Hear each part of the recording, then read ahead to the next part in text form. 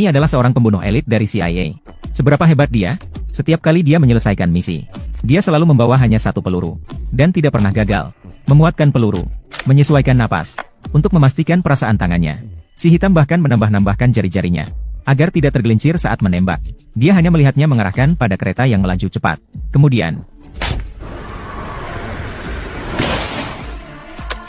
sungguh luar biasa. Benar-benar pembunuh elit. Setelah misi selesai, rekan tim membawa video langsung. Dia memuji keterampilan menembak si hitam.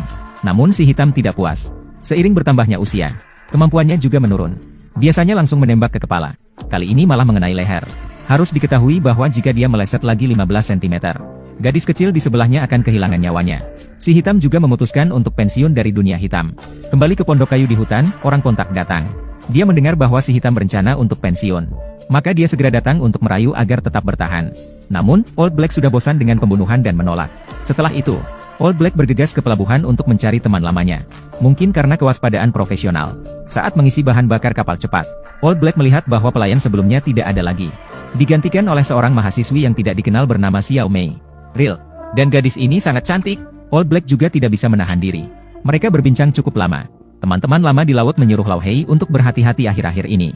Karena target terakhirnya bukanlah teroris yang disebutkan oleh intelijen, melainkan seorang ahli biologi. Teman lamanya yakin intelijen sengaja menyembunyikan informasi tentangnya. Pasti ada yang tidak beres. Maka dia memberikan alamat informan kepadanya. Namun yang tidak mereka ketahui, percakapan mereka sudah dipantau dengan jelas oleh intelijen. Di perjalanan kembali ke daratan, Old Black dengan waspada memeriksa kapal pesiar. Ternyata menemukan alat penyadap. Dia segera mencurigai mahasiswi itu. Old Black langsung menginterogasi Xiao Mei. Apakah kamu yang memasang alat penyadap ini?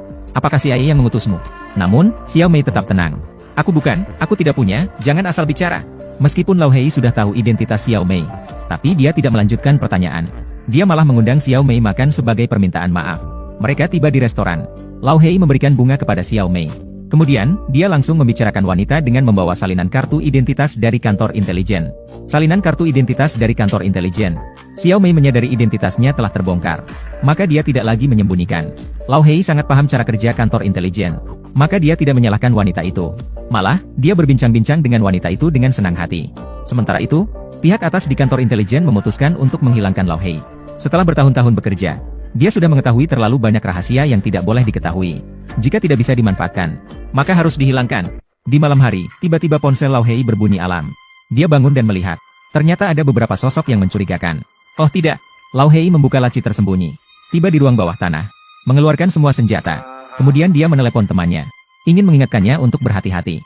Namun sebelum sempat bicara, temannya sudah dibunuh oleh pembunuh. Mendengar temannya dibunuh, Lao Hei marah sekali. Para pembunuh hampir saja masuk dengan paksa. Namun Lao Hei yang bersembunyi di tempat gelap berhasil menembak beberapa kali dan menjatuhkan mereka. Penembak jitu dari kejauhan. Bahkan bayangan Lao Hei pun tidak terlihat. Lalu dia mengambil kotak makanan. Lao Hei pergi ke rumah Xiao Mei. Melihat bahwa dia sedang tertidur pulas. Dia menyadari bahwa wanita itu tidak mengetahui tentang hal ini. Orang-orang yang terkait dengannya semuanya telah dibunuh. Dengan demikian, Xiao Mei juga sangat mungkin menjadi target. Dan kenyataannya memang begitu. Tidak lama kemudian, Xiao Mei diserang. Namun pembunuh meremehkan wanita ini. Namun, tanpa disangka, dia juga memiliki pelatihan profesional. Tidak butuh waktu lama. Pembunuh berhasil ditangkap. Dan berhasil menanyakan dalang di baliknya. Xiao Mei adalah orang yang cerdas. Dalam situasi seperti ini, pilihan terbaik saat ini adalah tinggal bersama Lao Hei. Jadi dia dengan tegas mengikuti pria itu untuk memulai pelarian. Di sisi lain, dua pimpinan CIA sedang khawatir. Operasi pertama gagal. Sudah membuat kehebohan.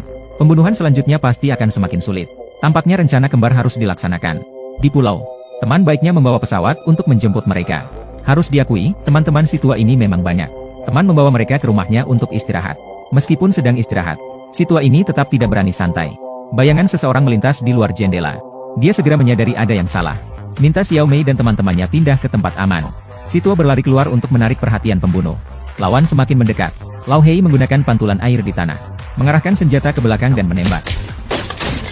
Memanfaatkan kesempatan ini, si tua dengan cepat menemukan tempat berlindung. Mengeluarkan senjata. Wow, ada titik merah dan bidikan samping. Masih ada kaca pembesar 4x. Konfigurasi ini bagus. Namun ketika target muncul, Lao Hei bingung. Dia seperti dirinya waktu muda. Kok mirip banget? Saat dia ragu, lawan juga mengganti senjata. Beruntung si tua bereaksi cepat. Hanya berhasil menyelamatkan nyawa. Si tua berlari masuk ke bangunan. Dia pikir tempat ini cocok untuk bersembunyi. Ternyata lawan sudah tiba lebih dulu.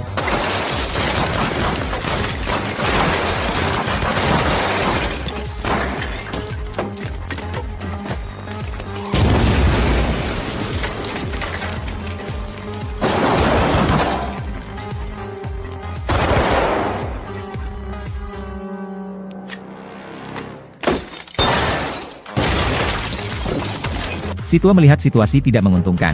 Buru-buru mencuri sepeda motor dan kabur. Namun tidak semudah itu. Meskipun keduanya mirip sekali. Namun saat dikejar, kita bisa melihat perbedaannya. Xiao kelincah dan selalu menduduki posisi yang menguntungkan. Dibandingkan dengan Situa berusia 51 tahun. Jelas kemampuannya lebih kuat, lebih tenang. Keduanya saling mengejar. Bermain motor kejar-kejaran. Akhirnya Xiao menendang roda depan Situa. Motor langsung kehilangan kendali. Situa langsung terpental keluar. Hampir tertabrak motor. Xiao tidak memberi kesempatan istirahat pada Situa. Langsung diikuti dengan serangan lain. Tambahkan tendangan ke perut. Sang hitam mulai kesulitan. Tapi ini belum selesai.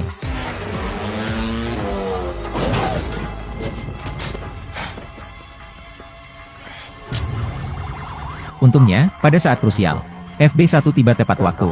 Kalau tidak, konsekuensinya tidak bisa dibayangkan. Setelah pertarungan ini, Xiao Mei juga mendapat sesuatu. Dia mengambil DNA dari topi yang ditinggalkan oleh Xiao Ke, dan membandingkannya dengan milik sang hitam. Hasilnya menunjukkan bahwa DNA keduanya sama sekali tidak berbeda. Pembunuh terbaik dikejar oleh dirinya sendiri 30 tahun yang lalu. Bagaimana kabarnya? Sang hitam menemukan informan yang pernah disebut oleh temannya. Dari mulutnya, sang hitam mengetahui kebenaran. Sebelum lahirnya domba cloning Dolly, Sang Ke sudah menemukan ahli biologi yang mengkloning DNA sang hitam. Sang Ke ingin mengubah melalui DNA, menciptakan pembunuh tanpa belas kasihan. Namun ide ini ditentang oleh ahli biologi. Dalam perbedaan pendapat, Sang Ke memutuskan untuk bertindak. Dengan bantuan intelijen, sang hitam diutus untuk menyelesaikan masalah. Memahami seluruh kejadian, sang hitam segera memiliki rencana. Dia menghubungi kepala biro intelijen secara sukarela, meminta agar Xiao Ke datang menjemput Xiao Mei yang ditahannya. Kepala biro tentu setuju, karena rencana mereka berhasil. Ini kesempatan untuk menyingkirkan Lao Hei. Lao Hei juga memahami seluk-beluk hal ini. Namun, dia yakin bisa meyakinkan Xiao Ke. Pertemuan mereka tidak berjalan lancar. Mereka langsung bertengkar begitu tidak setuju. Pertarungan sengit membuat keduanya terluka.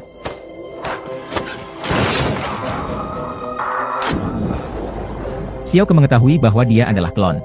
Dengan marah, dia kembali untuk menanyai Lao Ke. Lao Ke mencoba meyakinkan Xiao Ke agar tidak terlalu memikirkan hal ini. Dia mencoba memanfaatkan kasih sayang ayah untuk memengaruhi Xiao Ke. Namun, dia tidak menyadari bahwa hati anak laki-laki itu telah berubah diam-diam. Sementara itu, Old Black dan yang lainnya sedang menuju ke markas Old Ke. Siapa sangka mereka bertemu dengan Xiao Ke di jalan. Xiao Ke menyuntikkan racun lebah ke Lao He untuk menguji reaksinya. Apakah dia juga alergi terhadapnya? Setelah memastikan bahwa dia memang seorang klon, Xiao Ke mengeluarkan obat penawar. Karena mulai saat ini mereka bukan lagi lawan tapi kawan perang. Dia mengeluarkan pelacak dari tubuh si hitam. Ini juga menjelaskan keberadaan si hitam dan kawan-kawannya. Mengapa selalu terbongkar? Mobil terus maju. Namun, ketika mereka hampir sampai ke tujuan, kejadian tak terduga terjadi. Ada RPG, cepat keluar mobil.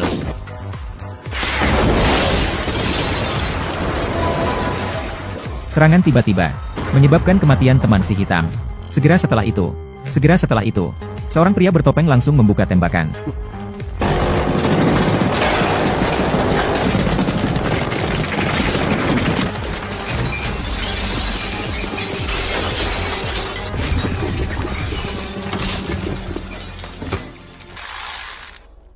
Saat lawan berhenti, si hitam segera membalas.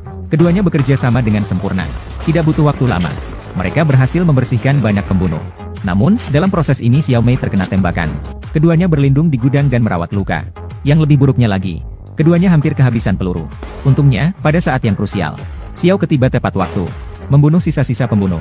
Namun mereka tidak menyadari, ada satu pembunuh paling berbahaya yang belum mati.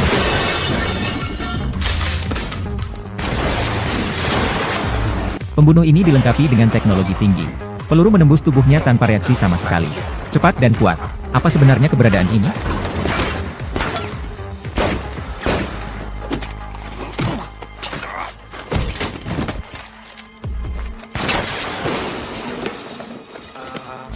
Serangan langsung tidak berhasil.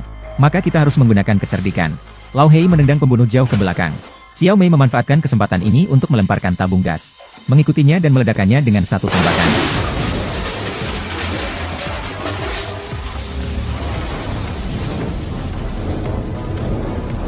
Tapi dia masih hidup. Sepertinya selama dia masih bernapas, dia bisa terus bertarung, sangat kuat. Xiao Ke tidak bisa melihatnya lagi. Akhirnya, Ji mengalahkan pembunuh. Ketiganya sangat penasaran. Monster macam apa ini? Namun ketika helmnya dilepas, semua orang terkejut. Ternyata lagi-lagi seorang Lao Hei klon. Wow, 3 generasi lengkap. Debu pun berhembus. Dalang keluar perlahan dari kegelapan. Dia ingin meyakinkan Lao Hei. Namun Lao Hei tidak memberinya kesempatan. Laboratorium klon dihancurkan. Rencana cloning dihentikan. Xiao Ke mendapatkan identitas baru dengan bantuan Lao Hei. Memulai kehidupan baru mereka sendiri.